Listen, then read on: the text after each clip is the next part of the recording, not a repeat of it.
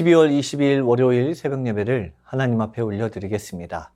오늘 우리에게 주시는 하나님의 말씀은 미가서 2장 1절에서 13절 말씀입니다. 그들이 침상에서 죄를 꾀하며 악을 꾸미고 날이 밝으면 그 손에 힘이 있으므로 그것을 행하는 자는 화 있을진저 밭들을 탐하여 빼앗고 집들을 탐하여 차지하니 그들이 남자와 그의 집과 사람과 그의 산업을 강탈하도다. 그러므로 여호와의 말씀에 내가 이 족속에게 재앙을 계획하나니 너희의 목이 이에서 벗어나지 못할 것이요 또한 교만하게 다니지 못할 것이라. 이는 재앙의 때임이라 하셨느니라. 그때 너희를 조롱하는 시를 지으며 슬픈 노래를 불러 이르기를 우리가 온전히 망하게 되었도다. 그가 내 백성의 산업을 옮겨 내게서 떠나게 하시며 우리 밭을 나누어 패역자에게 주시는도다 하리니 그러므로 여호와의 회중에서 분깃에 줄을 댈 자가 너희 중에 하나도 없으리라. 그들이 말하기를 너희는 예언하지 말라. 이것은 예언할 것이 아니거늘 욕하는 말을 그치지 아니한다 하는도다. 너희 야곱의 족속아 어찌 이르기를 여호와의 영이 성급하시다 하겠느냐. 그의 행위가 이러하시다 하겠느냐. 나의 말이 정직하게 행하는 자에게 유익하지 아니하냐. 근래에 내 백성이 원수같이 일어나서 전쟁을 피하여 평안히 지나가는 자들의 의복에서 겉옷을 벗기며 내 백성의 부녀들을 그들의 즐거운 집에서 쫓아내고 그들의 어린 자녀에게서 나의 영광을 영원히 빼앗는도다. 이것은 너희가 쉴 곳이 아니니 일어나 떠날지어다. 이는 그것이 이미 더러워졌음이니라. 그런즉 반드시 멸하리니 그 멸망이 크리라. 사람이 만일 허망하게 행하며 거짓말로 이르기를 내가 포도주와 독주에 대하여 내게 예언하리라 할 것 같으면 그 사람이 이 백성의 선지자가 되리로다. 야곱아 내가 반드시 너희 무리를 다 모으며 내가 반드시 이스라엘의 남은 자를 모으고 그들을 한 처소에 두기를 보스라의 양떼같이 하며 초장의 양떼같이 하리니 사람들이 크게 떠들 것이며 길을 여는 자가 그들 앞에 올라가고 그들은 길을 열어 성문에 이르러서는 그리로 나갈 것이며 그들의 왕이 앞서가며 여호와께서는 선두로 가시리라. 아멘. 오늘 미가서를 읽다 보면 인간의 욕망이 얼마나 깊고 사악해질 수 있는지를 똑똑히 보게 됩니다. 미가가 활동하던 시대 이스라엘 사회는 양극화가 극심했습니다. 아수르 제국의 팽창으로 인해 정치, 군사적 불안 또한 가득했습니다. 미가는 그 시대 지배층의 모습을 생생하게 묘사하며 그들의 죄악상을 정면으로 고발하였습니다. 겉으로 보기에 그들의 삶은 안정되어 가는 듯 했지만 그들은 결코 만족하지 못했습니다. 나라가 잠시 평안을 누리는 것처럼 보이고 예배와 종교적 행위가 계속되고 있었음에도 그들은 지금 누리는 평안보다 더 큰 평안을 갈망했습니다. 그 갈망이 그들을 하나님께로 이끈 것이 아니라 오히려 세상의 소유와 힘으로 향하게 하였습니다. 그들은 안전의 근거를 하나님께 두지 않고 자신들의 손에 쥘 수 있는 것들, 곧 재산과 권력과 영향력에 두기 시작하였습니다. 그래서 땅은 하나님의 선물이 아니라 확보해야 할 자산이 되었고 이웃은 함께 살아갈 형제가 아니라 넘어야 할 경쟁자가 되었습니다. 힘이 있을 때 그 모든 것을 자기 손에 쥐려 했습니다. 미가서 2장 1절은 이렇게 말합니다. 그들이 침상에서 죄를 꾀하며 악을 꾸미고 날이 밝으면 그 손에 힘이 있는 대로 행한다. 이 말은 그들의 죄가 우발적 실수가 아니라 계획된 범죄였다라는 뜻입니다. 그들이 계획한 죄는 밭을 탐하고 집을 탐하며 타인의 기업과 가정을 빼앗는 일이었습니다. 더 무서운 것은 이 죄가 사회의 변두리가 아니라 지도층에서 비롯되어 가진 자가 가지지 못한 자를 향해 서슴없이 행해졌다는 점입니다. 그들이 왜 이런 죄를 계획적으로 저질렀을까요? 그 배경에는 지금 가진 것으로도 충분하지 않다라는 두려움과 불안이 자리했을 가능성이 큽니다. 불안한 미래를 하나님의 능력에 맡기지 않고 자기 힘으로 장악하려고 준비했기 때문입니다. 그러다 보니 자신의 안정을 위해 타인의 고통에 대해 공감할 줄 모르는 상태까지 내려앉았습니다. 죄는 어느 날 갑자기 튀어나오지 않습니다.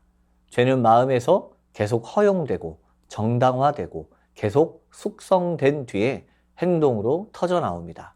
결국 이들의 행동은 한 가지 사실을 드러냅니다. 그들의 마음이 이미 하나님에게서 떠나 있었다라는 것입니다. 하나님을 의지하기보다 자기 자신을 의지했고 스스로 만들고 스스로 지키려 했습니다. 그들은 자신이 가진 조건을 하나님이 주신 은혜로 보지 않았습니다. 오히려 그것을 내 힘으로 여기면서 가진 것이 많아질수록 감사보다 더 단단히 움켜쥐려는 마음이 커졌고 그 과정에서 권력을 불이하게 사용하게 된 것입니다. 그러자 그들은 자신의 죄악을 정당화하기 위해서 하나님의 말씀을 차단하기 시작합니다. 미가가 하나님의 심판을 선포하자 백성은 6절에서 이렇게 외칩니다. 예언하지 말라. 듣기 싫은 말은 하지 말아라. 그런 일은 우리에게 닥치지 않는다. 그들은 하나님의 말씀을 더 이상 자신들의 삶의 지침으로 듣지 않았습니다. 오히려 자신들이 바르게 살고 있고 문제는 너희들이 전하는 그 말씀에 있는 것처럼 이야기하는 것입니다. 하나님의 말씀은 들을 필요가 없다는 식으로 하나님의 말씀을 회피하고 부인합니다. 왜냐하면 이미 그들은 제의적인 행위를 드리고 있었기 때문에 우리는 하나님께 할 도리는 다 했다라고 여기며 살았습니다. 그리고 그들이 원하는 예언자는 미가서 2장 11절 말씀에 이렇게 이야기하고 있습니다.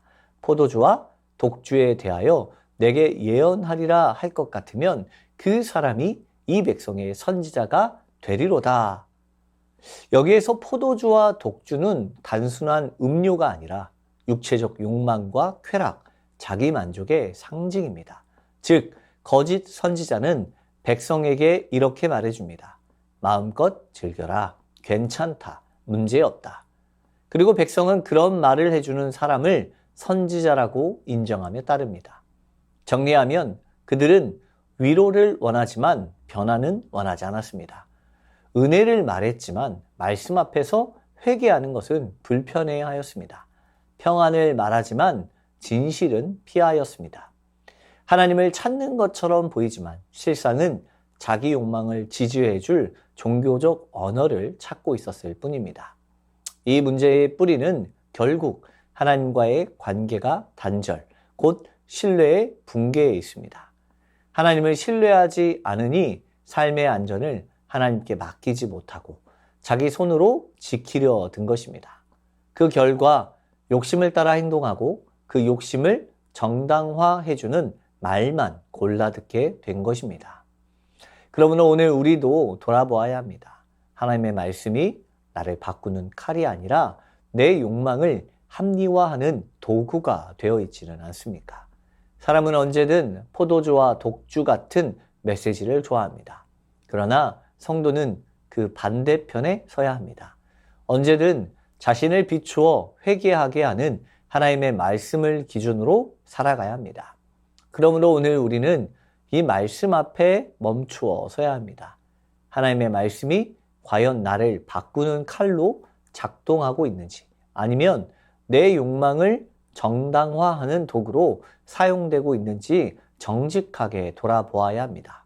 우리는 본능적으로 포도주와 독주와 같은 메시지를 좋아합니다. 듣기 편하고 마음이 상하지 않게 하고 지금의 삶을 그대로 유지해도 괜찮다고 말해주는 그런 이야기이기 때문입니다. 그러나 성도는 그런 말에 머무는 사람이 아닙니다. 성도는 언제나 내 삶을 흔들고 깨우는 하나님의 말씀 앞에 서는 사람입니다. 하나님의 말씀은 우리를 평안하게 눕히기보다 때로는 잠에서 깨우고 상처를 드러내고 잘못 붙잡고 있던 것을 내려놓게 합니다. 그것이 말씀이 가진 생명의 능력입니다. 중요한 것은 하나님께서 이런 고발의 말씀으로 단순히 미가서의 말씀을 끝내지 않으신다는 사실입니다. 미가서에서 11절의 어두운 현실을 지나 곧바로 12절과 13절에서 하나님은 남은 자를 모으시는 그 은혜를 선포합니다. 백성이 하나님을 떠나서도 하나님은 백성을 완전히 버리지 않으셨습니다. 거짓된 평안을 쫓던 이들 가운데서도 하나님은 다시 참된 목자 되신 하나님 아래로 돌아오게 하실 길을 준비하고 계셨습니다. 이것이 바로 복음입니다. 우리가 복음을 거부했을 때에도 하나님은 여전히 말씀으로 우리를 부르십니다. 우리가 거짓 위로를 택하였을 때에도 하나님은 참된 회복의 길을 닫지 않으셨습니다. 그러므로 오늘 우리의 선택이 중요합니다. 듣기 좋은 말에 머물 것인가, 아니면 나를 살리는 진실 앞에 설 것인가, 지금의 안정을 붙잡을 것인가, 아니면 하나님을 신뢰함으로 내일을 맡길 것인가. 성도는 언제나 말씀 앞에서 자신을 점검할 줄 아는 사람이 되어야 합니다. 불편하더라도 아프더라도 그 말씀이 나를 하나님께로 돌이키는 길이라면 그 자리에 서는 사람이 되어야 합니다. 하나님께서 주시는 참된 평안은 욕망을 덮어주는 평안이 아니라 회개와 신뢰 위에 세워지는 평안이기 때문입니다. 오늘도 우리를 부르시는 하나님의 음성 앞에 포도주와 독주의 즐거움이 아니라 말씀과 진리로 깨어있는 성도의 길을 선택하는 우리가 되기를 소망합니다. 주신 말씀 기억하며 기도하겠습니다. 듣기 좋은 말만 선택하며 불편한 진리를 피하려 했던 완고한 마음을 돌아보게 하시고 하나님의 말씀이 다시 삶의 기준이 되게 하옵소서. 미래에 대한 두려움 때문에 하나님보다 소유와 힘을 붙잡으려 했던 믿음 없음을 회개하게 하시고 삶을 주님께 온전히 맡기는 신뢰를 회복하게 하옵소서. 실패와 죄악보다 크신 하나님의 은혜를 신뢰하고 남은 자를 모으시는 주님의 손길을 소망하며 다시 말씀 앞으로 돌아오게 하옵소서.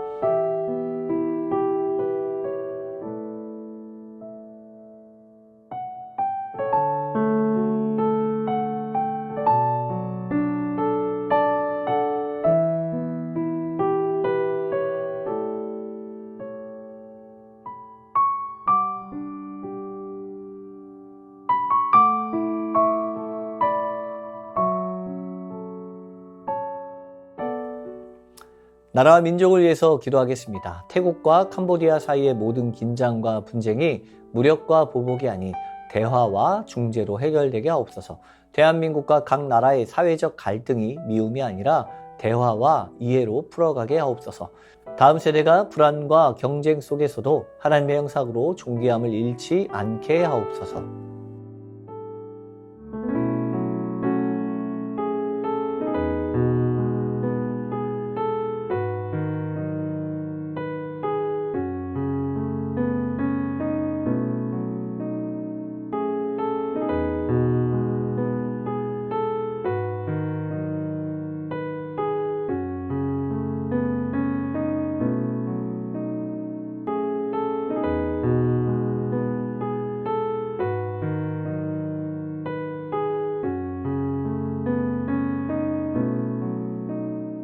교회를 위해서 기도합니다.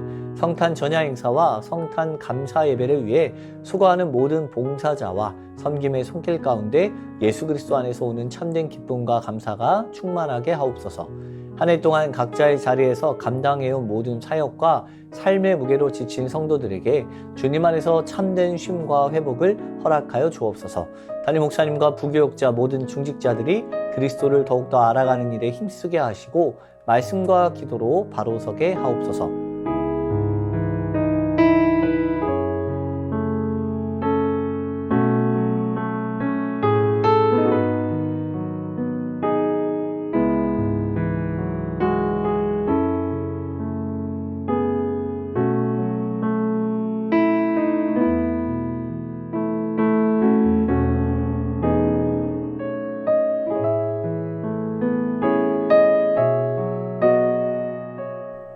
선교사님과 환우분들을 위해서 기도합니다. 캄보디아 조학현, 정승원 선교사님 위해서 기도할 때 늘어나는 피난민 수용이 끌어올란에서 감당할 수준을 넘어서고 있는데 피난민들의 위생과 건강 문제 등을 지켜주시도록 낙농교회가 구호물품을 준비하고 있는데 지혜롭게 잘 전달되도록 환우분들을 위해서 기도합니다. 박준석 집사님의 모친 골수암으로 인한 조혈모 세포 이식이 예정되어 있었으나 급성 백혈병으로 전이되어 치료가 중단되었습니다. 어려운 상황 속에서도 치료의 방향이 속히 정해지고 온전히 치유되게 하시고 가족 모두에게 하나님의 위로와 담대함을 주옵소서. 양금숙 성도님, 췌장암이 재발하여 항암을 시작하였습니다. 잘 견디고 이겨내도록 도우시고 항암을 통해 깨끗하게 치료되게 하옵소서. 김현정 집사님의 모친 대동맥 파열 수술 이후 많이 회복되었습니다. 2차 병원으로 전원하여 치료를 이어가려고 합니다. 모든 회복의 과정 가운데 함께하여 주옵소서. 조종순 권사님 남편 백형호님 뇌출혈 후유증으로 식사를 하지 못하고 균형을 잡지 못합니다. 손상된 신경과 기능을 회복시켜 주시고 건강을 속히 되찾게 하옵소서.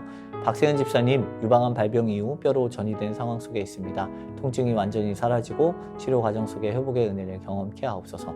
권우순 권사님 진행 중인 항암 치료가 계속 효과를 나타내어 암세포가 완전히 사라지고 면역력이 증가하여 모든 치료를 잘 감당하게 하옵소서.